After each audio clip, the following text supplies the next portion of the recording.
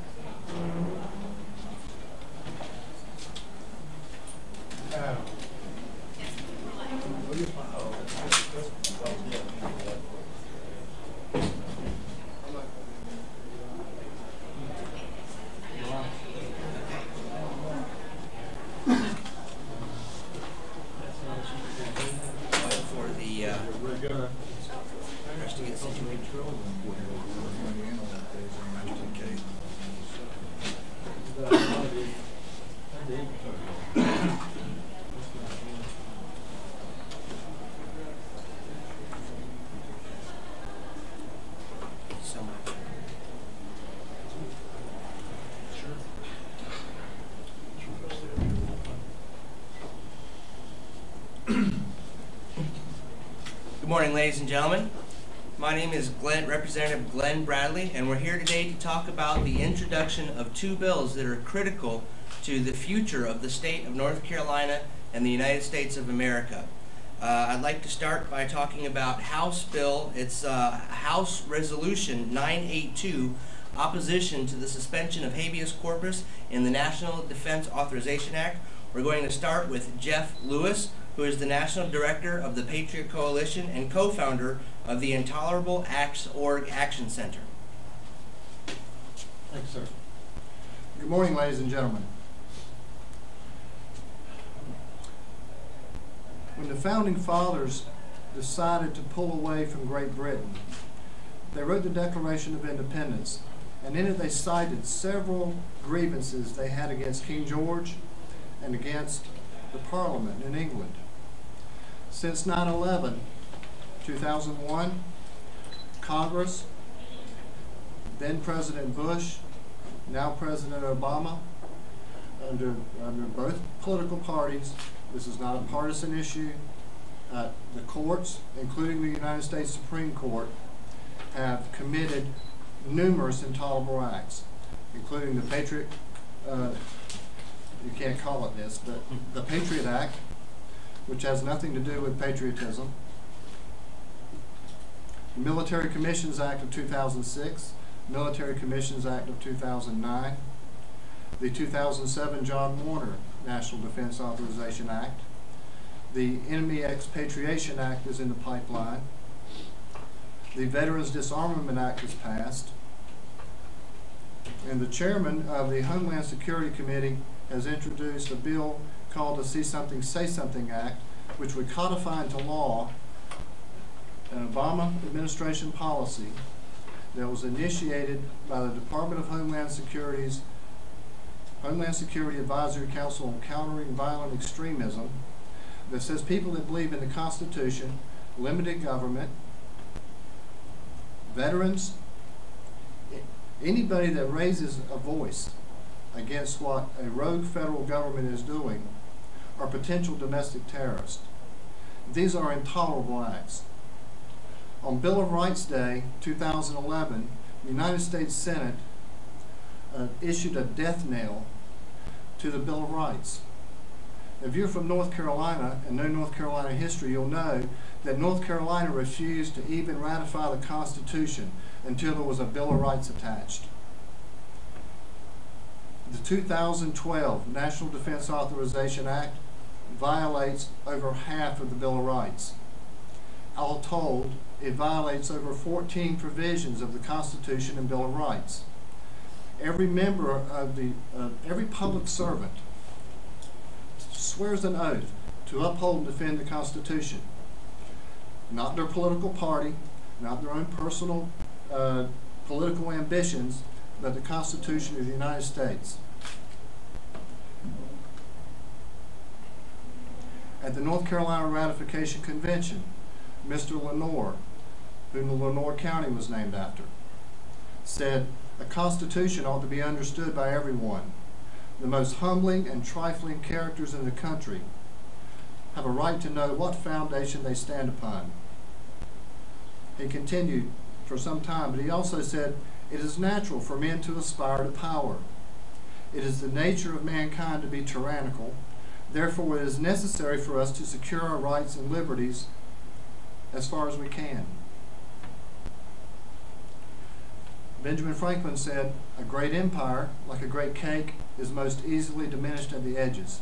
And they've been nibbling away at our God-given inalienable rights for decades, but especially in the past 10 years. And several of the founding fathers said, to give up a little bit of security, or a little bit of liberty for a little bit of security, you'll end up with neither.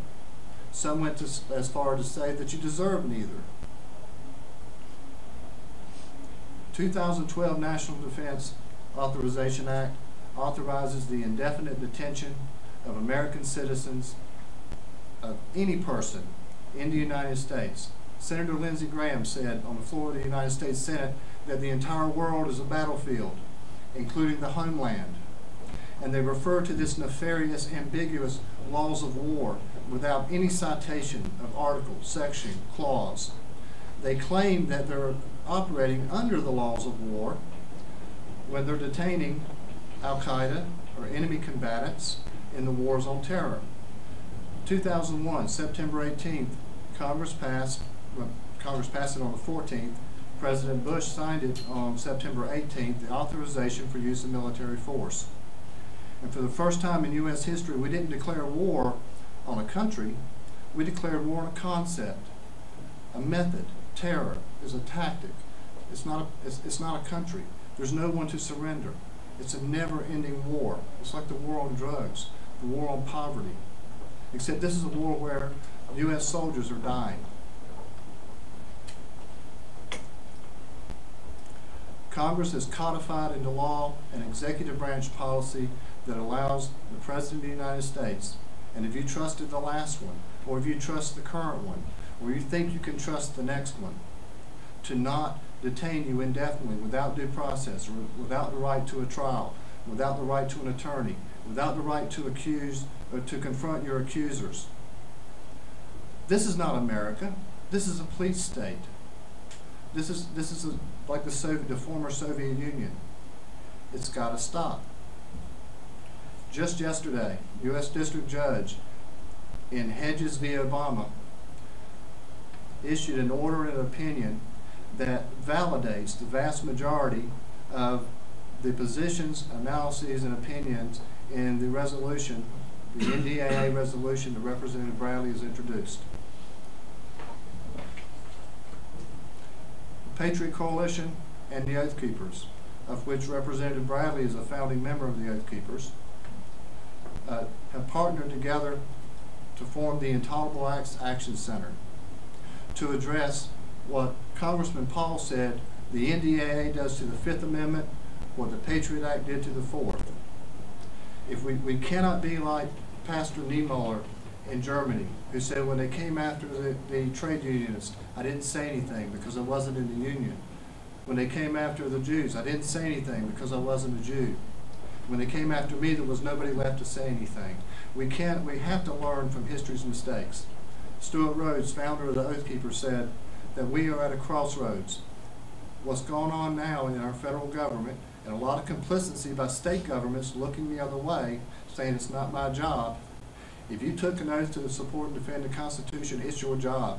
If you're the dog catcher, it doesn't matter where you fit in the political food chain. An oath is an oath is an oath. When I reached out to Representative Bradley back in February, right after our resolution was introduced in Oklahoma Legislature, we sat down and talked about it, and he looked over our resolution, our model legislation resolution, and he wouldn't sign on to it until he had time to look it over, look at every T, cross every T, dot every I, look at every comma, because every word means something, just like it does in here. It is not a term paper. But North Carolina needs to stand between we the people and a rogue federal government. It doesn't take rocket scientists or PhDs to understand that the NDAA violates our rights.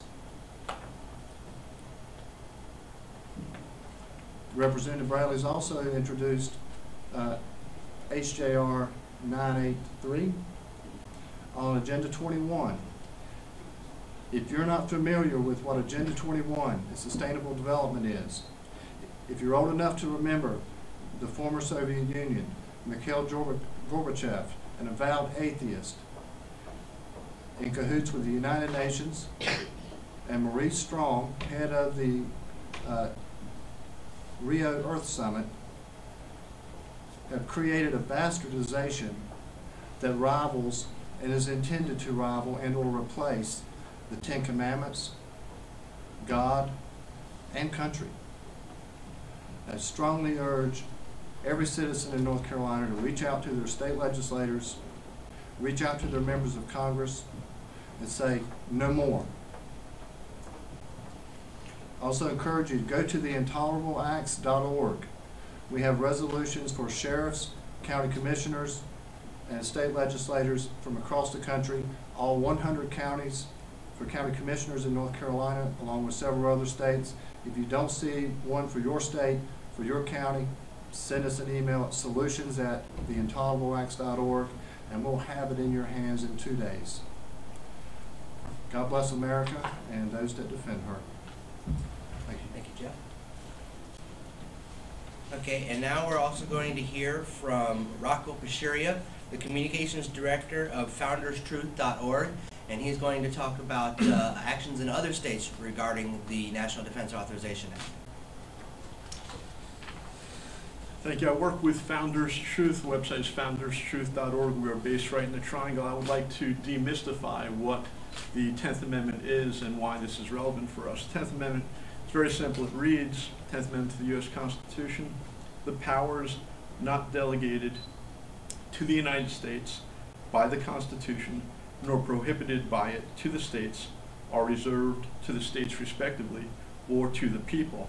The framers had this concept of federalism whereby the federal government was never meant to keep itself in check. There was three federal branches, legislative, judicial, and executive. However, what would happen, the founders discussed this, if all those three branches then strayed from the express intent of the Constitution? The federal system provided power to the states. The Constitution enumerates specific powers to the federal government, particularly to Congress. If any powers, any legislations made outside those parameters, they are in effect illegal. The states then have to take what Thomas Jefferson called the rightful remedy to nullify those laws that would be illegal, that would violate the Constitution. It was very clear in their writings. If you want to go into more detail, you could look at Tom Wood's book, Nullification, How to Resist Federal Tyranny in the 21st Century. The issue that's under debate here as far as the NDAA, the National Defense Authorization Act, is that habeas corpus has been removed, meaning you or I, anyone, on accusation of being a terrorist can be arrested and detained indefinitely or even executed without due process. The federal government has said, trust us. Mitt Romney, who's running for president, has said he agrees with that power. The people should trust their president. I disagree. I trust the Constitution. And that's what we need to do. At the state level, Virginia has already nullified these provisions of the National Defense Authorization Act. There's a lot of confusion, a lot of misrepresentation that the states don't have this power to nullify things that are not constitutional, that are passed by Congress. That's not true. Some people misrepresent nullification and say, well, the states can't just nullify anything they don't like. That's not what nullification is about. Nullification is about the states nullifying and making null and void laws that are not consistent with the Constitution. Last month, just over a month ago, Virginia did pass their resolution against the NDAA.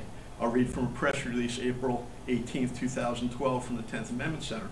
The Virginia legislature overwhelmingly passed a law that forbids state agencies from cooperating with any federal attempt to exercise the indefinite detention without due process provisions written into sections 1021 and 1022 of the National Defense Authorization Act. The Virginia legislation prevents any agency, political subdivision, employee, or member of the military of Virginia from assisting an agency of the armed forces of the United States in the conduct of the investigation, prosecution, or detention of a U.S. citizen in violation of the U.S. Constitution, Constitution of Virginia, or any Virginia law or regulation.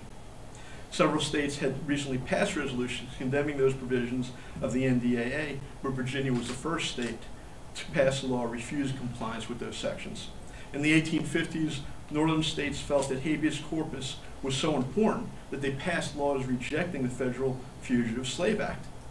The bill passed in Massachusetts was so effective, not one single runaway slave was returned south from that state.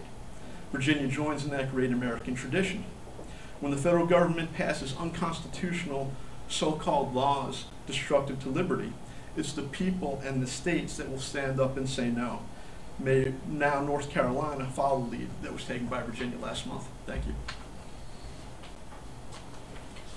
When we get elected, we swear an oath to uphold and defend the Constitution against all enemies, foreign and domestic. And we just talked about the National Defense Authorization Act, which are our domestic enemies. And now I'd like to talk about Agenda 21, which are foreign enemies. If you're not familiar with Agenda 21, it is a United Nations international treaty which was never run through the United States Senate. If we are going to engage in an international treaty, then we should have that run through the Senate, and that has not happened. To talk about his experience with Agenda 21, I'd like to introduce the chairman of the Chowan Board of Commissioners, Ed Goodwin. Thank you, Representative Bradley. I am the chairman of the Chowan County Board of Commissioners, and Agenda 21 is a foreign enemy. It comes in and it preaches a lot of things that evidently some un-Americans, as well as some of our American enemies, would like to impose upon us with no thought of what we stand for. In the counties, a lot of times we get offers for some free help, not just in federal grants or state grants. A lot of times we get a handout, especially in rewriting our land utilization plans and our development plans. Well, you really have to look hard, because if somebody's going to offer you something, what that means is they got their hand out and they want something back. We have to be real careful, because it is invading. If you will look, Agenda 21, some of that requirement according to Agenda 21, which is coming from the United Nations, which I do not recognize as someone who will tell me as an American who's swore to his God to defend this country against all enemies, foreign and domestic, for 27 years of my life. I do not take that too lightly. I fear that. I fear an enemy that is written down and is pushed on the people more than I do the enemy that I can look in the eye and see him coming. In our county, we try to avoid that. I know some of it has invaded in there over the years. It's still invading neighboring counties and other counties around this state. But also, one of the primary things for me is, if you are familiar with Agenda 21, you look at it, it addresses property rights. Now, I belong to the #1 industry in the state of North Carolina. I hope you all know what that is. That's agriculture. That's farming. Food production to feed the people. Less than a half or 1% of the people in the state of North Carolina are involved in food production, and we feed the rest of the people. In Agenda 21, it wants to equal property rights out for everybody. That means I have no more property rights. They'll take it away from me. I put up enough time now. I have to deal with enough government regulations on the farm as it is. So if Agenda 21 is pushed on us, pushed on me as a farmer through the United Nations, and my country allows that, that means that land for 4 or 5 generations of my family is sweated over and kept and worked hard over, and I'm still, after I retire from the federal government, my brother and I both are farming that same land. I will not stand by and lightly let somebody come in and take my property rights away from me. Now, I'm saying that over acreage. How about the American that does not have acreage, just has a small house on a small little lot and tries to raise them a little food? You can't make him equal to an undeveloped country where land ownership is not available. Why do you try to infiltrate the United States and do that to us? So I'm willing to fight, just like I was for my country when I swore to my God. I'm willing to fight for my property rights. And it doesn't make any sense to me as a North Carolinian as well. The #1 industry in the state of North Carolina is farming, and we go sit idly by and let something come in and be detrimental to the #1 industry in the state of North Carolina. That's not good business, is it? It is not good business. So we have to stand up and recognize. We've been passive for too long. These things come in, these written enemies come in and are pushed on us, and we do not read them in detail. We leave it up to somebody to summarize it and tell us what it is. You better look. Until I started digging in, why are these things coming to Chihuahua County for free, and why does everybody all of a sudden want to rewrite our land utilization plan? Kind of perked me up, so got into Agenda 21, started reading about it, and then I stopped when I got to the part, property rights. You mean that last piece of property, farm I bought, that my brother and I bought together, that we were working so hard to pay for, that could potentially, according to that document, be in vain? I'm an American. I don't think so. Thank you, Representative Bradley. Thank you so much, Mr. Commissioner. Ladies and gentlemen, North Carolina is today at a crossroads. We started off on this continent as the originator of liberty and sovereignty in America. We remember a day when North Carolina license plates read, "First in Freedom," and we've forgotten that. Today, bills such as this one have been passed in Virginia, in Kentucky, in Tennessee, in Georgia, in South Carolina. We're no longer first, we're last. And it's time to take leadership to restore the constitutional order. America is in a lot more trouble than it's politically correct to talk about. And as we stand here in a press conference, there's a lot of people who are nervous to hear exactly what we're going to say about how much trouble America is in. And North Carolina is a part of these United States. We're in trouble, and there is one solution, and that is to restore the Constitution. And two very critical steps to restoring the constitutional order are House Bill 982 to oppose the indefinite detention in the National Defense Authorization Act, which authorizes the United States government to snatch up American citizens on American soil without cause, without warrant, without being charged, put into jail for the rest of their lives or until the end of the war on terror. Who knows how long that's going to go. And never see a judge. The suspension of habeas corpus can only be enacted during times of invasion or insurrection, neither of which is taking place today. And the other bill is House Bill 983, which is a resolution to introduce a bill refusing compliance with the United Nations agenda for the 21st century. The reality is no one in their right mind is opposed to sustainable development. We all want our farms and agriculture and development to be sustainable. But these are deeper agendas that are hidden under pleasant code words from the United Nations. You look at the definition of sustainability, and then as sustainability percolates throughout law, it becomes something that it's not. If we are going to engage in an international treaty, that treaty needs to be run through the U.S. Senate. If they have a good idea on what sustainable agriculture is, we need to adopt that just like we adopted contour farming, by free will because it's a good idea, not because some government has told us by edict that we will cooperate. Ladies and gentlemen, North Carolina truly is at a crossroads today.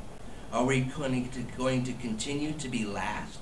Or are we going to reclaim our original heritage as the founders of liberty for the continent of the United States and become a leader again in the restoration of freedom, the restoration of liberty, and the restoration of the constitutional order? Today we have the opportunity to take that back. I recommend and encourage you to contact your state senators, your state representatives, and let them know how you feel about the United Nations agenda for the 21st century and the indefinite detention piece of the National Defense Authorization Act. Thank you so much, ladies and gentlemen, and we will take any questions from the press. The chairman of the Chihuahua County Commissioners. Yes, sir. What was your name again? I'm sorry. Ed Goodwin. Okay. E-D-G-O-O-D-W-I-N. All right. Give me more example of what you're talking about here. They're coming in with free things. I know how that works. They're coming in with free things to entice, and you say they're creeping into your county. How is that happening, and what would Agenda 21 actually do? How would they be able to take personal property?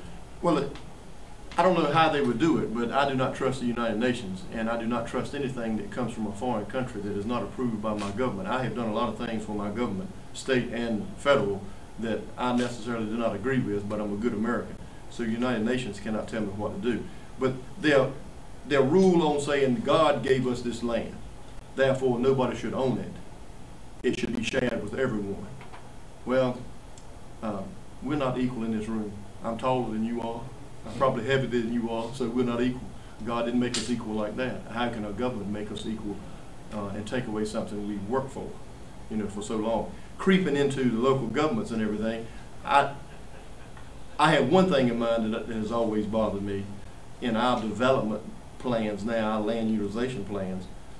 Every time anybody comes in and builds something on the earth, you have to have a retention pond. Now that means in Mike Mitchell, you have to have a retention pond, and down east on Atlantic Ocean, you got to have a retention pond. Well, down east, why do we have to have a retention pond in our development, our land utilization plan for runoff from where we put a building on the earth? But we have a mosquito problem that makes a lot of people sick, makes some animals sick. Where did that come about? That just popped up all of a sudden on retention ponds, and we are refusing some building permits because the law now says we got to have a retention pond. I've asked the question, where did the mandatory requirement for these retention ponds come from? Because the state health department gives us mandatory edicts to go out and during the mosquito time, and we do not have the money to spray anymore, so empty anything where there's standing stagnant water that's not flowing. Well, if you build a restaurant on a piece of earth and you got a retention pond over there twice as big as this room, and all the rainwater from that lot runs into that retention pond, it stays there stagnant until it evaporates or percolates through the earth. Well, why is that? Where did that retention pond stuff come from? I haven't had an explanation for that. I do not know whether that's Agenda 21, but it fits what I see in my reading of their mandates there. Well, so they come in and want to make that sustainable development. Well, Chowan County has been here a long time. Eaton was the colonial capital of this state before Newbern and Raleigh. So we have sustained ourselves pretty good. So I'm afraid of anything when it says, I want to sustain your life a little bit longer, or I want to sustain your development of Chowan County. I think Chowan County has been sustaining itself pretty good so far. So when the state hasn't come in and told us to rewrite your land utilization plan for sustainable development, the federal government hasn't come in and said, write your land utilization plan for sustainable development, why is a United Nations outfit coming in and offering to help us as a county, and a poor county, a small poor county, why are they offering us help with rewriting our land utilization plans? Because they do need to be updated. Rules change. All right, well, that kind of scares me, because where have you been all those years when Chowan County was suffering and was trying to grow and sustain itself by root, pig, grunt, or die? And all of a sudden somebody walks in and sends chairmen, the county commissioners, other commissioners emails. If you'd like some help with your land utilization plan, we'd be glad to help you. So then a commissioner gets that and comes to a county commissioner meeting and said, hey, I got this email where somebody would love, or I got this letter or correspondence where they would love to help us with our land utilization plan rewrite, and it doesn't cost anything. Now, I'm skeptical of stuff like that. I'm skeptical that Ed McMahon's going to knock on my door one day and say, you are a winner. Well, Ed McMahon's gone. So that is not being sustained anymore. And I'm worried when you put sustainable development, because the word development itself defined means you're going from something that was status quo and you're improving on it because you developed it further. So why do you have to say sustainable? See what I'm saying? And that's scary. It's not an entitlement program, and it's not a requirement yet. But if they go around, it's a master plan. If you go around, it's an ingenious battle plan. That course of action is to go around and offer free help for sustainable development land utilization plans. That sounds exciting to a struggling county, doesn't it? But it's not. There's always a catch to that. If something sounds too good to be true, it usually is. I hope I answered that question. That was a long version. But and I can actually address that to some extent. The ICLEI, which is the local council on environmental initiatives, what they do is they get in contact with local municipalities, county governments, state governments, and help to rewrite policy. And those policies then enact land use programs, zoning, mixed use zoning, and eminent domain, which is another reason why it's absolutely critical that we have real eminent domain reform to protect private property rights. Because it's not ICLEI or the United Nations that's directly seizing property. They're changing the policy of the local governments who then move to seize property. And the United Nations has Agenda 21 published on their own website. So this is, not something that we're surmising. And what they call this process is choice editing. They do this for governments and they do this for individual people. What they do is they take the number of choices you have, let's say on an individual level, we have a choice to drink Pepsi, Coke, or water, and then they remove from our vision the idea that we have a choice to drink Coke. So now we only have Pepsi or water. So we have to go into one of these two directions that they're forcing us. This is the same way that they're basically manipulating local governments, county governments, state governments, and individual people. In his example, in North Carolina, we choose Pepsi. Any further questions? I'd like to follow up on that too. The federal government has in housing and urban development, in HUD, in the EPA, in the Department of Agriculture, they are affiliated with the United Nations Sustainable Development Plan. There's a Presidential Council on Sustainable Development that was first agreed to by President Bush 41, and then the council was created by President Clinton. According to Tom DeWeese from the American Policy Center, the American Planning Association is the worst sustainable development infiltrators in the country, bar none. State and local community development foundations. Everybody's reaching out to, as the commissioner said, to poor counties, cities in need of money. There's grant monies coming from the federal government, grant monies coming from the state, and once these local governments get hooked on it, it's hard to wean it. It's like a crack, no offense, Commissioner, but it's like a crackhead or someone hooked on heroin. Or what we hear about people talking about the entitlement programs. People become accustomed to the nanny state. The Declaration of Independence originally said life, liberty, and property, not life, liberty, and pursuits of happiness. We have to stand up for property rights. You cannot make the United States equal with the third world countries. They say a rising tide lifts all boats. There is a concerted effort to destroy the middle class in America. The middle class is what has made this country strong. It is the backbone of the United States. If they take your property, they take your ability to produce, and even on the commissioner's farm, they are trying to stop farmers from growing food to feed themselves. Agenda 21 has more tentacles than you can imagine. And the more you look into it, the more rabbit holes you will find. As soon as Representative Bradley can schedule it, we have about a 40-minute PowerPoint presentation that we're going to offer for the legislators to bring them up to speed on Agenda 21, sustainable development, sustainable medicine, and how this all, you can trace this all right back to the UN. That it's not either party, it's both parties, it's federal, state, and local. You cannot turn anywhere without running into it.